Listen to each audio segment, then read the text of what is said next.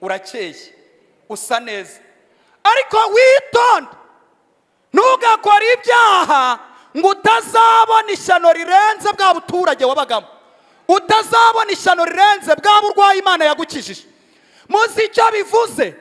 Abantu benshi bakunda kugera muri ubwo buzima bagatangira kwigira abanajya ku Mana, bagatangira kubaza ibibazo by'ubufilozofe ariko bipfuye. Imana ni iki?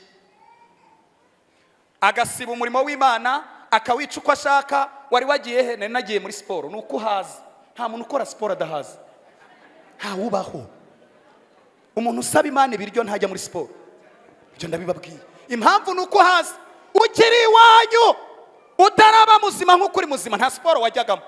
Ugasanga umuntu yabaye busy, anaba busy kuwamuhesheje icyo afite.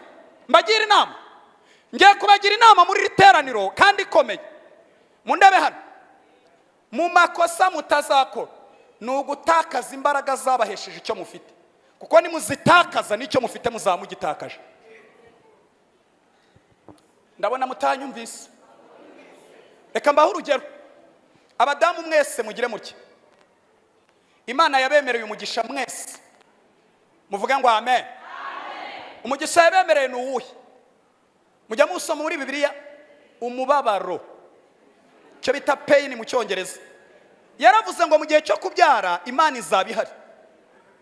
Nta nibinasaba kusenga ugiye kubyara, izabihari ije kubaha ijambo ryayo, ije kwenkrizinga, kuzamura uburibwe. Hari abantu rero bagera mu buzima Imana imaze kubagira bazima, bakagira ngo bataye Imana barayisize. Ifite amakorosi gutegeyemo. Kandi hari ikintu maze kwitegereza, mwese mwarakibonye. Mujya mubona ko ba mama babyaraga bavuye gucyura inka, bakabyara bavuye guhinga. Ubu umuntu yariye gorirosi anywa na yawurute, abasibe bamubwira bati sunika umwana kandi afite na masters akamunanira. Ni ikimenyetso cy'uko Imana hari utuntu iri kwisubiza, kuko namwe hari umwanya wayo mwisubije. Nutabana nayo neza hari korosi muzahuriramo. Ndashaka kubabwira iki? Uko waba umeze kose, urwego wageraho uzakenera Imana. Dore ubaye muzima, ariko nakwibutsa ko byanze bikunze uzakenera iki? Muranyumvise? Ni Gologota yateguye amagambo, nta haleluya irimo. Nta irimo. Gologota ubuse ni mwamemukiye.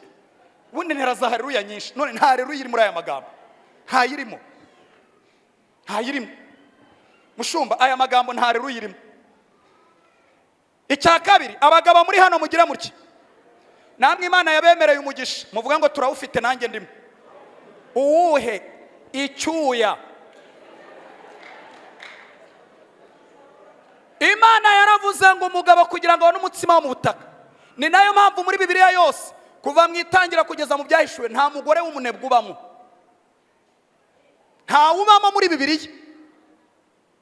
Umugabo urimo mubi numwe, nudashoboye kugaburira abo mu rugo rwe ari hanyuma y'utizera. Bisobanuye iki? Bisobanuye ko umugabo kugira ngo abone ubuzima bw'umuryango ategetswe no kujya mu gishanga nubwo haba batamukwiriye, ariko agahaza abo mu rugo rwe. Mbabwira ikintu gitangaje, umuntu ashobora guta Imana yiyemeye yumva yabaye muzima. Mu gitondo akazinduka afite ubuhanga, afite experience, afite inararibonye, akajya ku nyanja ya Tiberiya kuroba, agakesha ijoro nta nimwe afashe kandi zirimo. Kubera iki? Hari aho bisaba ko Imana ivugana n'imikorere cyangwa system kugira ngo ikumve. Bagabo bene data, mushatse mwabana n'Imana nk'abantu bazayikenera ejo. Mbagiriye inama, mushatse mwabana n'Imana nk'abantu bazagira gute? Sinibaza ko muri kino gihe kubuzi kuroba, kubuzaho inyanja ya Tiberiya iri bigushoboza kubona umutsima. Bisaba ko Imana igutangira itegeko, kandi ibyo ni ubucuti mwa mwarambikanye. Kintu cya mbere kimbabaza ni ukubona abantu baratakaje imbaraga z'abahesha ibyo bafite.